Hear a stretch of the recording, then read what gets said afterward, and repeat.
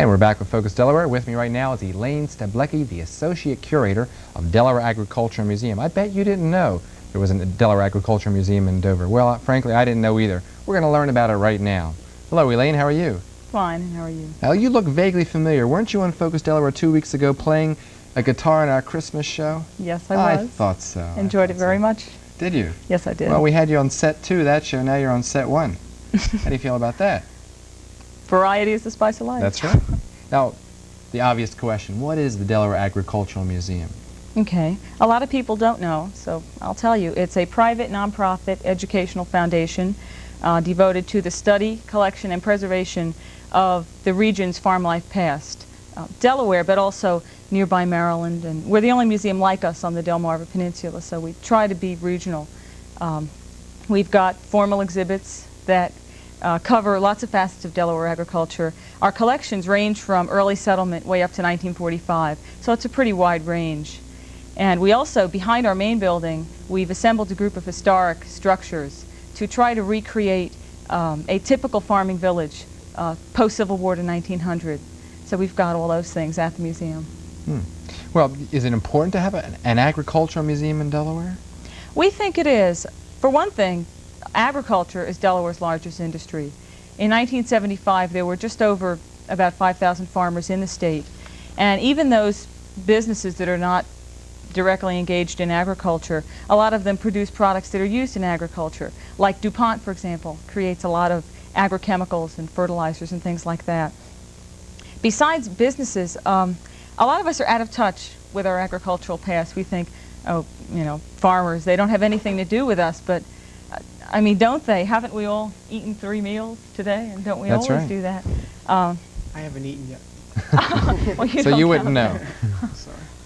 But our farmers really, you know, are important to us all, and a lot of us don't think about that. We don't think about the sources of our food and clothing. We think chicken comes from a freezer, you know, instead of from Doesn't a it come farm. from the supermarket? Don't they raise it right there in the back of the yard? Gee, no, they don't. No? It comes from agriculture, and we think it's important that people know that. In such a fast-moving world, we think we can give people a sense of perspective.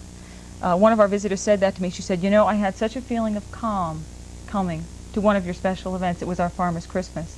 It sort of got her in touch with our roots, more or less, cooking on a wood stove, you know, things that are really an important part of our past, but you may not stop to think about all the time. How did all this come about? What's the history of this museum? How did it get founded? Okay. Around 1973, a group of people got together and formed the Delaware Agricultural Museum Association. It was formally incorporated in '74, and then in 1975 they went to the Delaware legislature, and a House bill created a committee which was composed of members of the association as well as members from the House and the Senate to study this thing. You know, should there be an agricultural museum? Why do we need one? And they produced a feasibility report in 1975, and it was decided that, you know, it is a good idea for some of the reasons that I've outlined. You know, the educational purpose that the museum could serve, and the historical purpose too. The history of agriculture in the state hasn't been too much researched, particularly before 1860, and maybe we could, you know, fill that void or fill the awareness void among the population. So in 1976, you know, they needed money to do this, obviously, to start the museum. So another bill through the legislature appropriated $1.2 million to design and construct an agricultural museum. This money came from a divestiture fund, which was created by an antitrust suit against Dupont and GM in 1955, and that money had gone to the state to be used for educational and cultural purposes. So, you know, we got $1.2 million of that. So it wasn't taxpayer generated exactly. But anyway, in 1977, another bill put through the legislature separated the museum from the state. Before then, it would have been a state museum. A lot of people think, because of that, they think we're a state museum, so I would like to say that we're not state supported. When did the building actually open to the public? In 1980. It was dedicated in '79 and it opened in 1980. Why don't you take us on a tour now of the Delaware Agricultural Museum? Okay. Here you are approaching the front of our main building. You see our sign and logo. The main building houses exhibits on poultry, dairy, tools, early equipment. This is the poultry exhibit. This building on the right is on the National Register of Historic Places. It's where the commercial broiler industry was started in the 1920s. We like to teach about farm life, not just this is a tractor, this is a tool. And one way we do that is through exhibits such as our log cabin. We also can teach about animals, our dairy exhibit. That's a cow. That's a cow, right? Right, and see? a woman Not bad said for a to city me, boy. a woman said to me once that she said, you know, my son just found out milk doesn't come from a carton, you know, so it's important. Here you see Ola Bell Reed in our orientation room. We like to bring music to the museum, and a visitor, a girl working on a loom. We have craft rooms where we bring craftspeople during special events, and we sell some of their wares in our gift store. And we also sell books and other educational materials that, you know, carry through our purpose.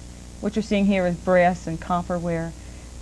Our farmstead with some of our buildings in the background. In the foreground, an 1890 variety of pre-hybrid corn. We try to do historic farming at the museum. The farmhouse, built around 1893, with a separate kitchen. That's the yellow building on the right there. Often it was separate for fire reasons. Wood stove cooking goes on in the kitchen. This was taken at Farmer's Christmas. They were making Christmas pudding. But there was originally a wood stove in the building. Our blacksmith shop, where the people are standing there, that portion was built in 1850. This building came from between Milford and Greenwood, and we often have a working smith at the shop on special event days. It was also a wheelwright shop, so it is a little bit of Delaware history there. Wagon rides have been given at the museum on festival days. A nice reminder of pre-automobile transportation. In the background is our mill, which is powered by an overshot water wheel, which you see here. We've got an up and down saw and grinding equipment and grinding stones inside the mill. But this is nice because it shows water power, the use of water power. Our schoolhouse, called the Mill Lane School, came from Odessa. All the buildings were trucked in, except for the mill, which was reconstructed. The furnishing is pretty authentic, too, inside the building. There's a lot of buildings down there in your Yes, there facility. are. Yes, there are. Well, I will have to get down there and see that. Yes, you will. You mentioned special events like Farmer's Christmas. What other types of special events and activities do you have there? We punctuate the year with special events. We have the Farmer's Spring in May, and the Fall Harvest in October, and the Farmer's Christmas in December. Those are seasonal events. We try to emphasize what goes on in a farmer's year. A lot of us, the seasons mean nothing more than light or heavy clothing, but for a farmer, they sort of determine, you know, what tasks and crafts they need to do. So we have those 3 seasonal events. Then we have an event in the summer, which celebrates our grand opening, the anniversary of that. In September, we have a blacksmith's forge-in, and this year in November, we're going to have a woodworking conference, probably. And in February, which is coming up right next month, we have a craft series, a workshop series, and we'll be teaching quilting, wood stove cooking, blacksmithing, country dancing, and broom making, all using local talent, local craftspeople. Wow, that's amazing, Elaine. Thank you for giving us the information. First, where is it located, real briefly? Okay, Dover, Route 13, right south of Delaware State College. How many days a week are you open? We're open from Tuesday through Saturday, from 10 to 4, and Sunday from 1 to 4. Now this is from April 1st until the beginning of December. In the winter we close down, except for school groups. To any kind of groups that make an appointment, we're open all year round.